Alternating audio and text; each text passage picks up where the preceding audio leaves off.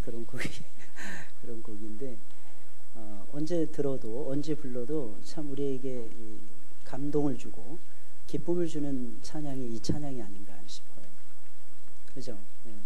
70년대 80년대 우리 근데 더 확실한 건 오늘 보니까 느끼는 건데 남자는 여자 없으면 안 될 것 같아요. 남자는 그 처음에 남자 유닛 죄송합니다. 남자 유닛송 나올 때는 왠지 불안하다는 느낌이 들었어요. 근데 두 번째 여자 유닛송 나올 때는 안정이 장로님들 저를 보시기 바랍니다. 안정이 여자들 유닛송 나올 때 안정감이 어마어마하더라고요. 깜짝 놀랐어요. 너무 남자들 너무 기분 나쁘게 생각하지 마시고요. 그래서 하나님이 돕는 배필을 붙여주시는 거예요. 돕는 배필을. 감사합니다. 7080 생각나게 하는 그런 곡이었는데 정말 감사합니다. 언제나 이렇게 찬양대가 수고하는데 특별히 이렇게 찬양대 새로운 가운 입으니까 너무 좋죠. 그죠? 시원해 보이고 아주 좋아요. 누군가의 헌신을 통해서 이런 일들이 이루어져 가고 있다는 거 여러분들 꼭 기억하시기 바랍니다. 오늘은 하나님을 기쁘시게 해드리자 이런 제목이에요. 하나님을 기쁘시게 해드리자. 우리 소원이죠. 그죠? 저와 여러분들의 소원 아닙니까? 할렐루야. 우리 소원이잖아요. 하나님을 기쁘시게 해드리자. 이 소요리 문답 제1문 1답의 문제를 보게 되면 사람의 제일 된 목적이 무엇입니까? 이게 기술되어 있어요. 소요리 문답은 웨스트민스터 사원에서 만들어진 수많은 목사님들과 수많은 장로님들이 같이 하면서 무려 7년 6개월 동안에 완성된 세계적인 신앙고백서가 웨스트민스터 신앙고백서고 그때 만들어졌던 교리가 대교리문답, 소교리문답, 대요리문답, 소요리문답이라는 것이었어요. 그 대요리문답은 누구를 위해서였냐면 사역하는 사람들을 위해서 가르치는 어른들을 위해서 만들었던 것이고 소요리문답이라는 것은 어린이들과 학생들과 청소년들을 위해서 청년들을 위해서 만들어 놓은 것이 소요리문답이에요. 벌써 그것이 400년 가까이 흘러가고 있습니다. 그 소요리문답 제1문에 보면 사람의 제일 된 목적이 무엇입니까? 이게 등장해요. 즉 첫 번째 질문이죠. 첫 번째 질문. 거기서 이렇게 나오고 있어요. 사람의 제일 된 목적은 하나님을 영화롭게 하고 영원토록 그를 즐거워하는 것입니다. 하나님을 영화롭게 해드린다. 이게 무슨 말이겠습니까? 하나님을 기뻐하는 거예요. 그리고 하나님을 기쁘시게 해드리는 거예요. 영원토록 그를 즐거워한다 그랬어요. 누구 때문에 여러분들은 사시고 누구 때문에 즐거워하십니까? 하나님 때문에 사시고 하나님 때문에 즐거워하시기를 주의 이름으로 축원을 드립니다. 오늘 본문의 말씀을 보게 되면 사도 바울도 역시 똑같은 말씀을 하고 있어요. 왜냐하면 이런 성경들을 종합해가지고 신앙고백서, 교리들이 나왔기 때문입니다. 제 본문 1절에 있는 말씀을 보니까 너희는 하나님을 본받는 자가 되라 라고 말하고 있으며 10절에 있는 말씀을 보게 되면 주님을 기쁘시게 할 것이 무엇인가 시험하여 보라 라고 강조를 해주고 있습니다. 여러분 우리 그리스도인들의 삶은 세상 사람들과는 분명히 달라야 합니다. 우리는 하나님의 백성들이고 하나님의 자녀들이기에 세상 사람들과는 엄연히 구별이 돼야 되고 엄연히 다른 삶을 저와 여러분들이 살아가셔야 되는 것입니다. 삶의 기준과 원리가 달라야 돼요. 우리가 살아가는 삶의 기준이 무엇입니까? 우리가 행동하는데 어떤 판단을 내리는데 어떤 사고를 이끌어가는데 어떤 행동을 하게 되는데 어떤 선한 행동을 하게 되는데 그 삶의 원리와 기준이 어디서 나오고 있습니까? 여러분 이것이 달라져야 돼요. 그리고 삶의 목적과 행동도 역시 달라야 됩니다. 무엇을 목적으로 하십니까? 여러분들 오늘 말씀이니까 하나님을 영화롭게 해드리고 영원토록 그분을 즐거워하기 위해서 저와 여러분들이 살아가는 삶의 목적이 분명하셔야 됩니다. 아까 찬송을 부르죠. 주 예수보다도 귀한 것은 있다 그랬어요? 없다 그랬어요? 없다 그랬어요. 근데 우리는 맨날 부르면서 명예를 쫓아가지 않습니까? 맨날 그 찬양을 부르면서 지위를 쫓아가지 않습니까? 아니면 맨날 쫓아가면서 나에게 예수님 가장 필요한 것은 역시 재물입니다. 재물이 많으면 성공한 것이고 재물이 없으면 실패한 것처럼 우리가 생각하고 여길 때가 얼마나 많이 있는지 몰라요. 근데 단언코 말씀드리는데 성경은 그렇게 말씀하고 있지 않다는 것입니다. 여러분 우리의 삶의 목적과 행동이 분명해야 됩니다. 사실 하나님께서는요 우리를 당신의 자녀로 삼아주셨기에 하나님은 저와 여러분들을 보기만 하셔도 좋아하십니다. 뭐 하기만 해도 좋아하신다고요? 보기만 하셔도 좋아하신다. 간혹 가다가 이 성도님들 신방을 하면은 많은 분들이 이렇게 이야기하십니다. 목사님, 제가 큰 도움이 못 돼서 죄송합니다. 그게 무슨 말씀이십니까? 목사님 하시는 사역에 내가 크게 뒷바라지를 해드려야 되는데 제가 그러지 못해서 정말 죄송합니다. 제가 항상 들려드리는 말씀이 있습니다. 아닙니다 집사님, 아닙니다 권사님, 아닙니다 장로님. 제 곁에서 함께 신앙생활 하시는 것만 해도 저한테는 엄청나게 힘이 됩니다. 하루는 예수님의 제자들이 예수님에게 찾아왔어요. 어떻게 하면 우리가 하나님의 큰 일을 행할 수 있습니까? 그때 예수님이 제자들에게 들려주셨던 유명한 말씀, 너희는 나를 믿으라. 나를 믿는 것이, 하나님을 믿는 것이 너희가 행하는 가장 큰 일이니라. 여러분, 예수님의 말씀이에요. 여러분들, 하나님 우리를 쳐다만 보셔도 그렇게 좋으세요. 여러분, 은혜는 두 종류의 은혜가 있어요. 첫째는 무엇입니까? 거저 주시는 은혜, 값없이 거저 주시는 은혜. 여러분, 참 감사하지 않습니까? 값없이 거저 주시는 공기, 값없이 거저 주시는 물. 물세는 좀 내나요? 값없이 거저 주시는 하늘. 최근 들어보니까 미세먼지가 사라지고 하늘이 너무 맑더라고요. 너무 이쁘더라고. 게다가 구름까지, 하얀 구름까지 왔다 갔다 하더라고요. 얼마나 예쁘고 아름다운지 정말 감동이에요. 근데 여러분, 그 구름을 만들기 위해서 여러분들이 돈 한 푼이라도 지불하셨습니까? 근데 하나님께서 주셨잖아요. 하나님께서 그걸 거저 주시는 하나님의 은혜라는 것입니다. 하나님 일정한 양의 비를 주시고, 일정한 양의 햇살을 주시고, 일정한 양의 소출을 주시고, 우리를 하여금 이 세상에서 하나님을 믿든지 안 믿든지 살아갈 수 있도록 하나님께서 자비와 은혜를 여전히 베풀어 주고 계세요. 그 사랑을 여러분들 알고 계십니까? 엄청나죠. 근데 또 한 가지 은혜는 부어주시는 은혜가 있어요. 부어주시는 은혜. 그 부어주시는 은혜가 무엇입니까? 우리가 하나님 아버지의 마음을 잘 분별하고 하나님의 아버지의 뜻을 잘 분별해서 좀 힘들고 어렵고 답답하고 아프고 괴롭고 슬픈다 할지라도 여러분, 하나님 아버지의 마음을 이루기 위해서, 하나님 아버지의 그 경륜을 이루기 위해서 저와 여러분들이 힘들고 어려운 삶을 선택하면서 걸어간다면 하나님께서 얼마나 기뻐하실까요?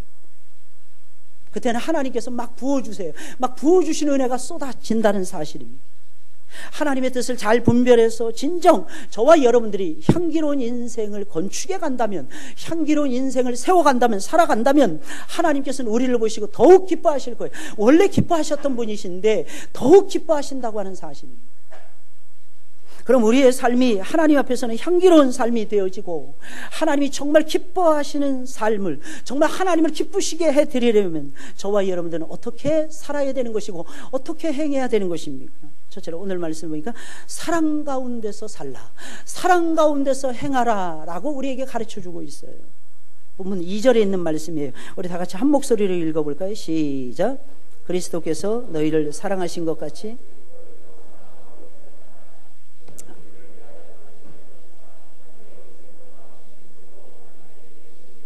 아멘, 아멘. 여러분, 하나님의 얼굴이 있잖아요. 하나님의 모습이 있잖아요. 딱 생각나는 게 무엇입니까? 사랑이에요, 사랑. 그럼 우리는 그 하나님을 믿는 하나님의 사람들인 거예요. 그러면 하나님을 정말 기쁘시게 해드리려면 저와 여러분들의 모습 속에서 무엇이 항상 빛나야 되느냐는 거예요. 무엇이 나타나야만 하느냐는 거예요. 사랑이죠, 사랑. 우리가 믿는 하나님은 사랑이십니다. 하나님은 예수 그리스도를 통해서 당신의 아들 딱 하나밖에 없는 독생자를 통해서 우리에게 이미 일깨워 주시고 우리에게 이미 보여주신 진귀한 보물이 있었어요. 사람들은 그것이 보물인 줄 모르고 살아가고 있어요. 그 진귀한 보물이 무엇입니까? 사랑하는 거예요. 이 세상에 많은 보화들이 있어요. 이 세상에서 가장 아름다운 것들이 있습니다. 근데 그 모든 것을 다 종합한다 할지라도 사랑하고는 비교할 수 없어요. 여러분, 사랑하는 것만큼 소중한 것이 이 세상에서는 없다는 것입니다. 만약에 우리가 예수님을 만나지 못했다면 우리는 하나님의 사랑을 몰랐을 것입니다. 우리는 하나님의 사랑을 깨닫지 못했을 것입니다. 별로 재미없는, 정말 가치 없는, 정말 의미 없는, 정말 재미없는, 가장 행복하지 못한 인생을 저와 여러분들이 살아갈 수밖에 없었을 것입니다. 그러므로 마땅히 우리도 하나님이 우리를 사랑해 주신 것처럼 저와 여러분들도 두말할 필요 없이 사랑 가운데서 행해야 하는 것입니다. 그래서 하나님은 우리가 사랑 가운데서 행할 것을 요구하고 계신 것입니다. 너희도 사랑 가운데서 행하라. 이 말이 무슨 말이겠습니까? 너희도 반드시 사랑 가운데서 살아가야 된다는 것이 아니겠습니까? 우리는 예수님을 믿는 사람들에게 우리는 믿음 가운데서 행해야 됩니다. 믿음이 없이는 아무것도 아니죠. 그러나 산을 옮길 만한 믿음이 있다 할지라도 그 믿음이 하나님의 사랑에 기초하지 않고, 여러분 그 믿음이 영혼을 사랑하는 마음에 기초하지 않고 뿌리를 내리지 않고 만약에 믿음 생활한다면, 여러분 성경은 말을 합니다. 그 믿음은 헛되다는 것입니다. 여러분들의 믿음이 쑥쑥 성장하시고 여러분들의 믿음이 제대로 열매를 맺으려면 항상 기억하셔야 됩니다. 사랑에서 시작해야 돼요. 사랑에서. 사실 놀라운 사실이 있어요. 우리가 처음 가진 것이 믿음 같죠? 사실은요, 우리가 처음 가졌던 것은 믿음이 아니라 사랑입니다. 우리가 처음 예수님을 믿었을 때를 한번 돌아가 보세요. 내가 어떻게 해서 예수님 믿게 되었을까? 나같이 교만하고, 나같이 지독스럽게 악하고, 이기적이고, 그저 나밖에 모르는 존재가 어느 날 갑자기 내 안에 들어오시지도 않은 주님을 사랑하기 시작을 합니다. 무엇 때문에 그렇게 시작했을까요? 하나님의 사랑을 맛보았기 때문에,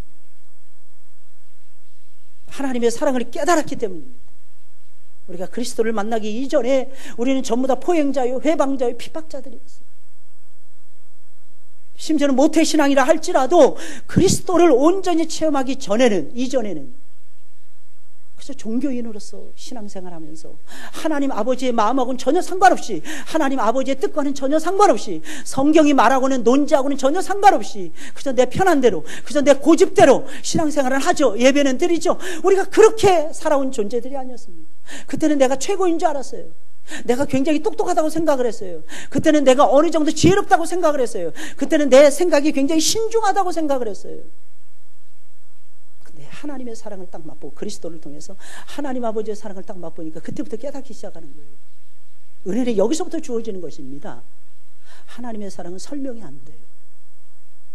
왜? 너무 크니까. 너무 크니까. 사실 하나님의 사랑은요, 이해가 안 됩니다, 여러분들. 왜?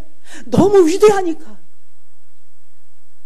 너무 위대하니까. 온 우주를 채우고도 남아요. 온 세상을 채우고도 남아요. 여러분, 그것이 바로 하나님의 사랑의 넓이라는 거예요. 하나님의 사랑의 깊이라는 것입니다. 하나님의 사랑의 높이라는 것입니다. 그것이 바로 하나님의 사랑의 길고도 긴 길이라는 것입니다, 여러분. 이걸 어떻게 우리가 헤아릴 수 있겠어요? 이걸 어떻게 이해할 수가 있겠습니까? 또한 우리는 하나님을 끊임없이 바라보는 사람들이기 때문에 하나님 안에서 항상 소망 가운데서 저와 여러분들은 살아가고 있어요. 왜? 하나님을 바라보게 되면 소망이 생기니까. 그러나 어떠한 환난과 위기 속에서도 소망을 가지고 일어선다고 할지라도 사랑하는 마음이 뒷받침되지 못한다면, 여러분 기억하셔야 됩니다. 그 소망은 살아있는 소망이 아니라 죽은 소망이라. 사랑하는 마음이 동력이라는 것입니다. 사랑하는 마음이 에너지원이 된다는 것입니다. 따라서 우리는 사랑 가운데서 사랑하는 마음이 중심이 되어서 저와 여러분들의 삶을 계획을 해야 될 것이고, 저와 여러분들의 삶의 과정을 지나가야만 될 것이고, 저와 여러분들의 삶의 마침표를 찍어야 할 것입니다. 그러면 분명히 우리의 믿음도 빛이 날 것이며 우리의 소망도 역시 우리의 삶 속에서 조금도 흔들리지 아니하고 성취가 되는 놀라운 역사를 저와 여러분들이 경험하게 될 것입니다. 그래서 하나님께서는 저와 여러분들에게 오늘 본문의 말씀을 통해서 가르쳐 주는 거예요. 사랑 가운데서 행하라. 사랑 가운데서 행하라는 것입니다. 그럼 왜 우리는 사랑 가운데서 행해야만 되는 것입니까? 이유는 아주 간단해요, 여러분. 우리는 하나님의 사랑을 받은 하나님의 자녀들이기 때문에. 우리는 하나님의 사랑을 받았다니까요, 여러분들. 우리는 하나님의 사랑을 알았다니까요, 여러분들. 우리는 하나님의 사랑을 모르지 않는다니까요, 여러분들. 많은 사람들이 얘기합니다. 목사님, 하나님의 사랑을 잘 모르겠어요. 어떤 사랑인지. 알아요. 아는다니까요, 여러분. 근데 하나님이 하라고 하는 대로, 사랑하라는 대로 사랑하기가 너무 싫은 거야. 왜냐하면 하필이면 하나님께서는 내가 미워하고 싫어하고 내 마음에 안 드는 사람을 골라서 꼭 사랑하라고 하시니까. 뭐 그래서 만난 사람이 부부라면서요, 여러분. 그래서 부부가 돼서 살아간다 그러더라. 진짜 깜짝 놀라요. 사람들 말을 얼마나 잘하는지. 야, 얼마나 말들을 그렇게 잘하는지 깜짝 놀라겠어요. 근데 여러분, 분명한 것이 있습니다. 우리 안에는 사랑이 있다.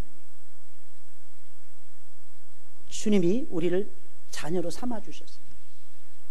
오늘 1절에 있는 말씀이니까 그러므로 사랑을 입은 자녀같이 이렇게 진술해주고 있어요.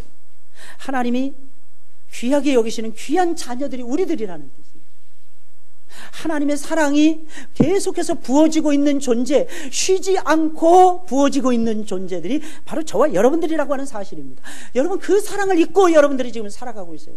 골로새 3장의 말씀을 보니까 사도 바울이 이것을 또한 증거하고 있습니다. 하나님의 사랑, 하나님의 긍휼, 하나님의 인내, 그리스도의 은총, 그리스도의 인내, 그리스도의 사랑, 그리스도의 긍휼을 우리에게 여러 번에 걸쳐서 강조를 해주고 있습니다.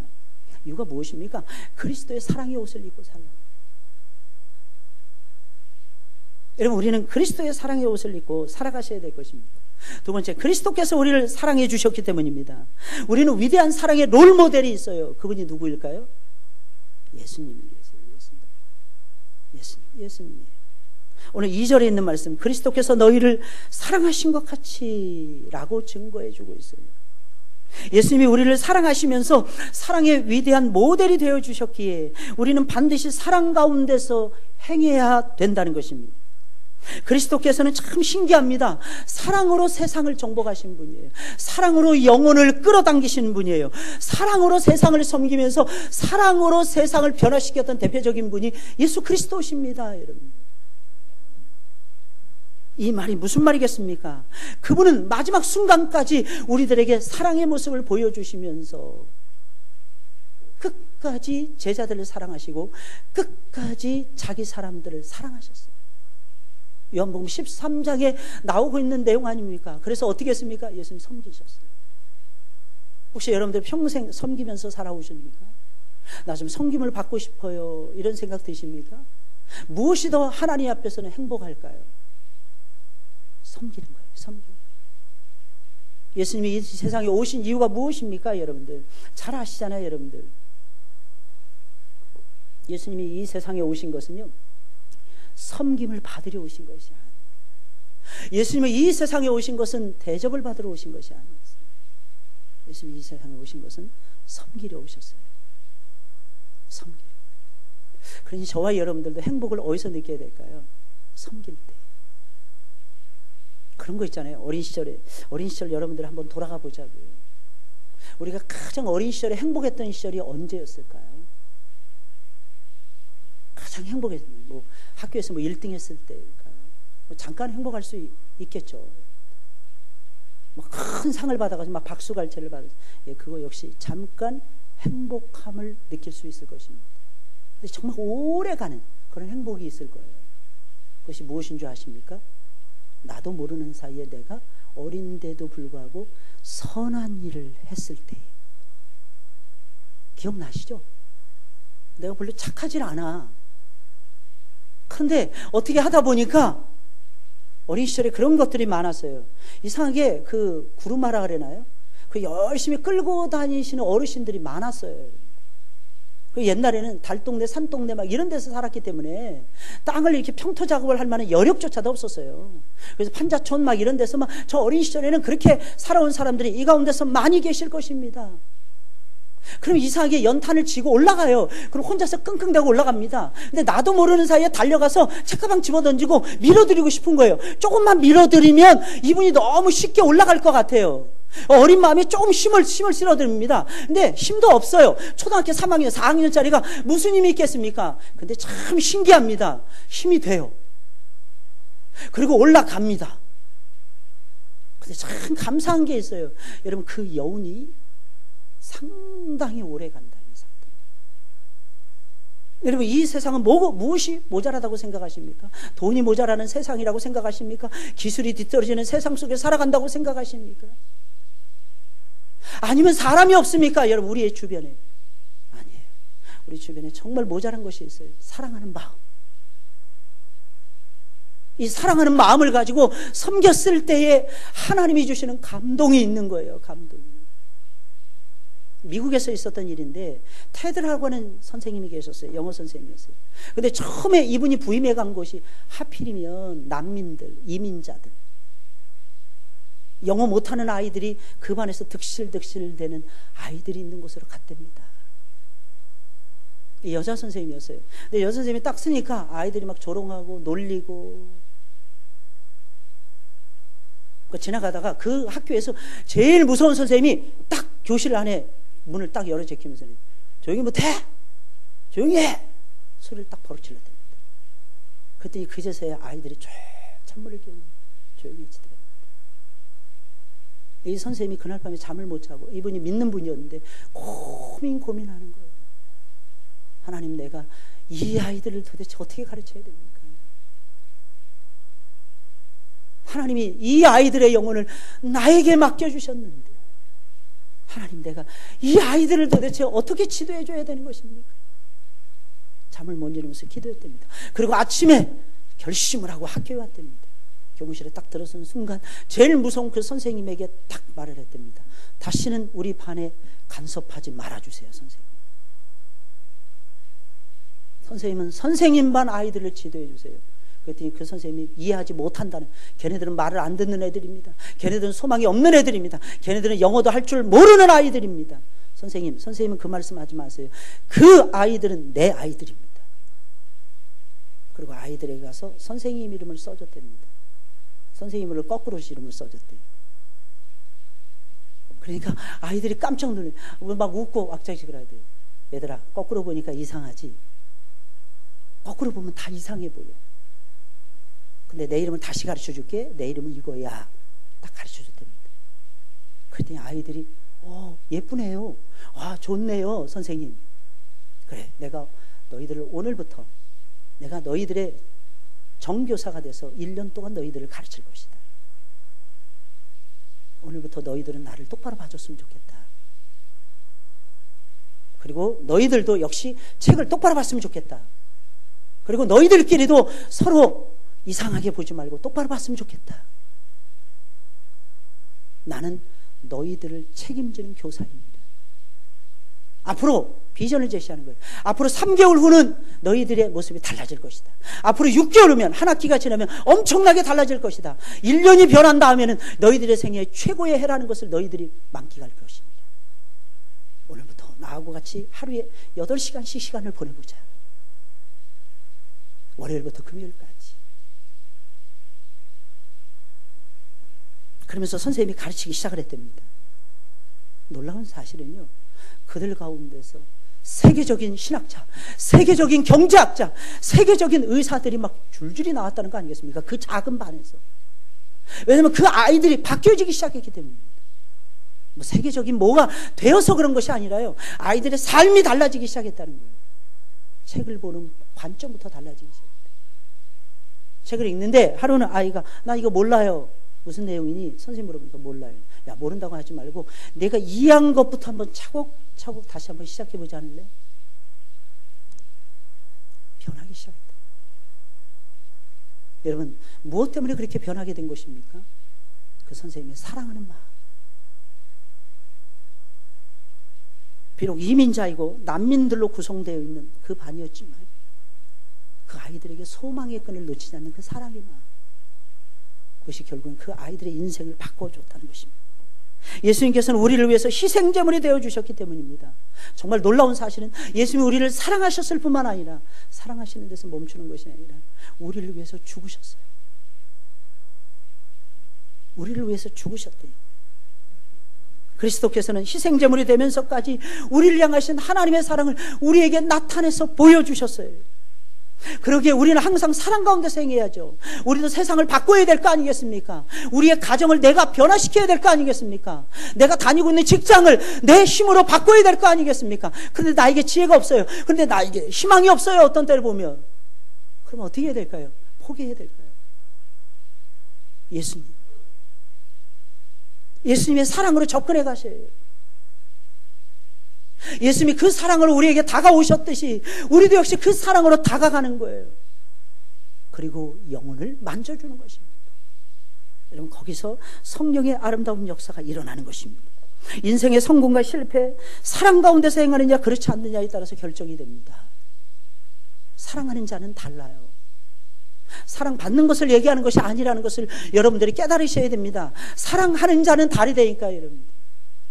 사랑하는 자는요, 바라보는 관점이 달라져요. 사랑하는 자는요, 해석하는 것도 달라집니다. 우리에게 정말 필요한 것은 그리스도 예수의 사랑하는 마음입니다. 두 번째로 하나님을 기쁘시게 해야 되는 빛 가운데서 살아야 돼요. 빛 가운데 살라. 8절 9절에 있는 말씀 우리 다 같이 한번 읽어볼까요? 시작. 너희가 전에는 어둠이더니 빛의 열매는 모든 착함과 의로움과 진실함에 있느니라. 여러분, 성도된 우리들은 어떤 존재들일까요? 여러분, 성도는요, 빛을 받은 사람들이에요. 빛을 받아서 빛이 된 존재가 성도들입니다. 잘 들으셔야 됩니다. 빛을 반사하는 거울도 아니에요, 여러분들. 우리는. 왜냐하면 예수님께서 그렇게 말씀하셨기 때문입니다. 너희는 세상의 빛이라 그러셨어요. 너희는 빛을 반사하는 존재가 아니라는 것입니다. 마태복음 5장에 보니까 예수님께서 분명히 말씀하셨어요. 너희는 세상의 빛입니다. 왜? 빛을 받았기 때문입니다. 빛을 받았기 때문에 우리가 빛이 된 것입니다. 그래서 성도를 가리켜서 주 안에서 빛이라고 오늘 사도 바울도 묘사하고 있는 것이며, 그래서 뭐라고 얘기합니까? 빛의 자녀들이라고 부르고 있는 거예요. 빛의 자녀들. 요한복음 8장 12절에 있는 말씀을 보니까 예수님께서는 이렇게 말씀하셨어요. 예수님이 직접 말씀하신 내용이에요. 나는 세상의 빛이니 나를 따르는 자는 어둠에 다니지 아니하고 생명의 빛을 얻으리라. 그런데 성도들이, 우리들이 참빛이신 예수님을 받아들인 거예요. 그러니 우리도 빛이 될 수밖에 없는 것이 아니겠어요? 여러분, 참빛을 받았으니까 우리도 참빛이 된 거예요, 여러분들. 그러면 참빛이신 그리스도를 받고 빛의 자녀가 된 우리들은 어떻게 살아야 될까요? 당연히 어둠의 일을 벗어버리고, 어둠의 일을 멀리하시고, 여러분, 어둠의 일을 벗어버리고 빛 가운데 살아가셔야 됩니다. 빛 가운데 살아가셔야 됩니다. 저는 대학 다닐 때 경영 경제를 전공했던 사람이에요.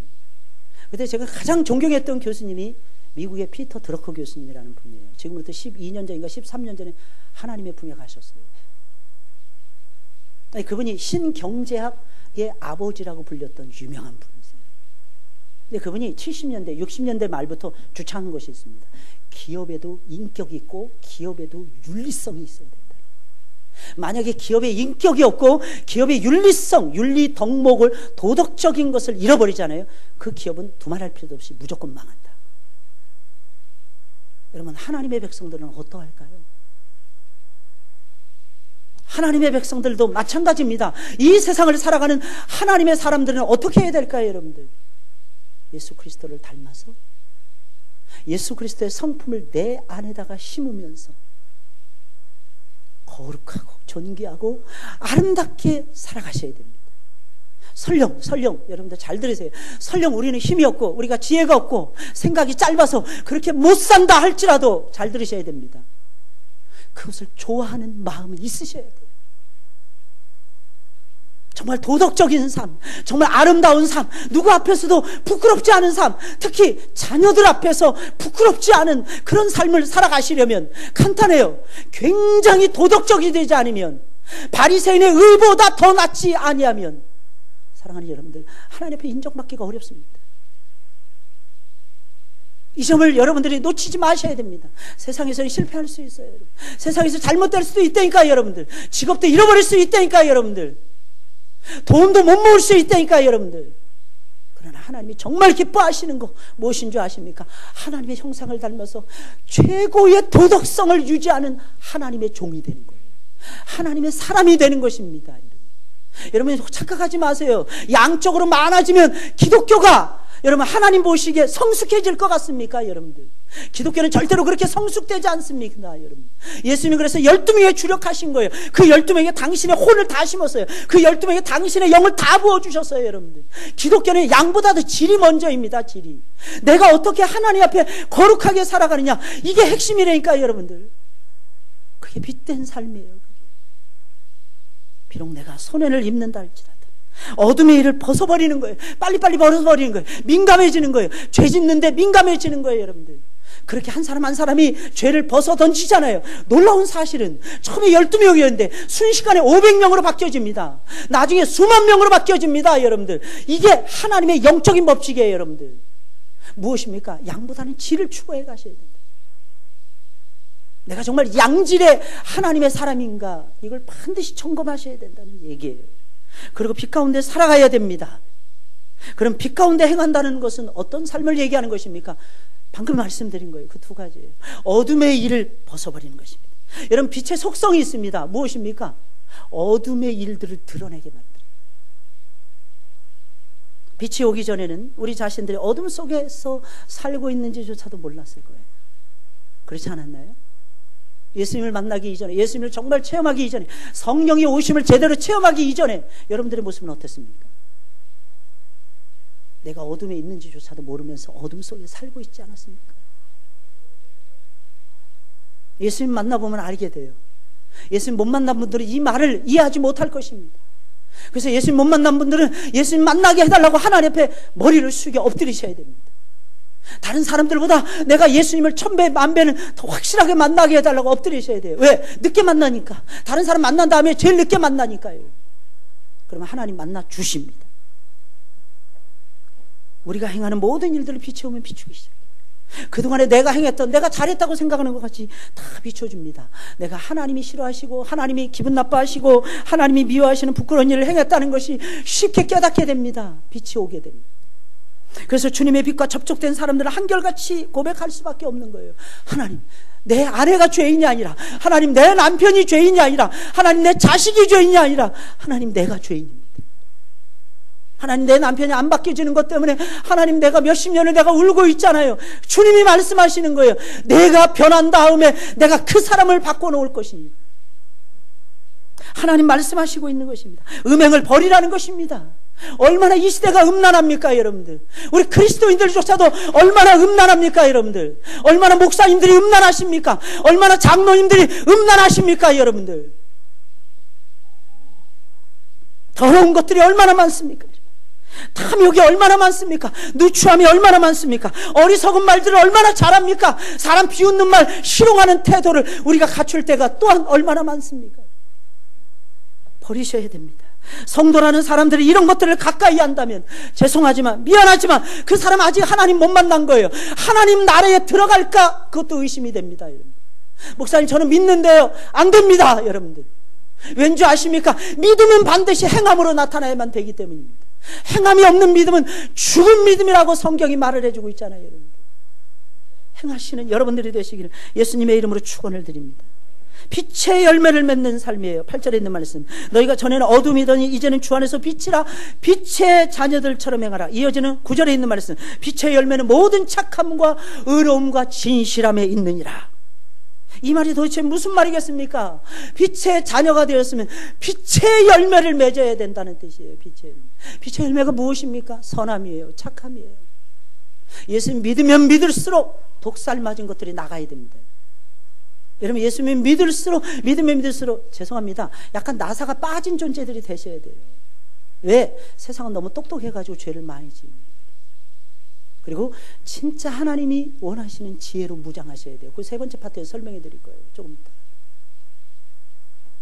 여러분, 가장 중요한 게 빛의 열매를 맺는 거예요. 여러분들, 여러분 빛의 열매를 맺고 계십니까? 왜? 빛이 왔잖아요. 빛이 여러분들 속에 있잖아요. 그러니까 그 빛이 자라죠. 그 빛이 비추어지죠. 그러니까 빛의 열매가 나타납니까? 안 나타납니까? 나타나게 돼 있어요. 그게 뭐예요? 착함이에요. 선한 그리스도인이 되는 거예요. 의로워지는 거예요. 그 의로움은 내 안에서 없어요. 내 안에서 아무리 찾으려 해봤자 눈을 씻고 등불을 들고, 뭐 디오니시스인가요? 뭐 세계적인 철학자 있었어요. 옛날에 이 사람 막 등불 들고 돌아다녔다면서요. 대낮에 등불 들고. 왜 등불 들고 돌아다니니까? 진리를 찾기 위해서 그렇게 돌아다녔답니다. 발견할 수 있을까요? 물론 그분은 찾았을 것이라고 생각은 들지만, 여러분, 우리의 의로움은 없어요. 주님의 의로움이 내 안으로 들어오는 겁니다. 할렐루야. 그리고 무엇보다 진실함. 요즘에 우리 그리스도인들이 너무 립 서비스를 너무 잘하는 것 같아요. 말로는 산을 옮겨요. 예, 제가 할 겁니다. 예. 그리고 안 해요. 거짓말이에요. 여러분, 진실하셔야 됩니다. 사랑하는 여러분들, 진실해지시길 주의 이름으로 축원을 드립니다. 다윗의 힘은요, 정직에서 왔어요. 좀 손해보더라도 좀 정직하게 말하는 법을 배우셔야 됩니다. 우리는 너무 좋은 게 좋은 거예요. 여러분, 좋은 게 좋은 것 때도 있지만 항상 좋은 게 좋은 건 아닙니다. 그런데 항상 바른 것은 좋은 거더라고요. 항상 바른 것은 좋은 거라니까요. 여러분. 마지막 세 번째로, 지혜 가운데서 행하셔야 됩니다. 지혜. 뭐 가운데서 행해야 된다고요? 지혜롭게 살아야 됩니다. 처음에 사랑 말씀드렸어요. 두 번째 뭘 말씀드렸어요? 빛에 대해서 말씀. 세 번째 뭐라고요? 지혜라는, 지혜. 15절에 있는 말씀 우리 다 같이 읽어볼까요? 한 목소리로 시작. 그런즉 너희가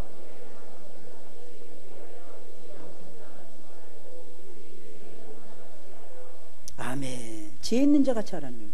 여러분, 이 말이 무슨 말일까요? 지혜 가운데서 행하라는 거예요. 지혜 안에서 살라는 뜻입니다.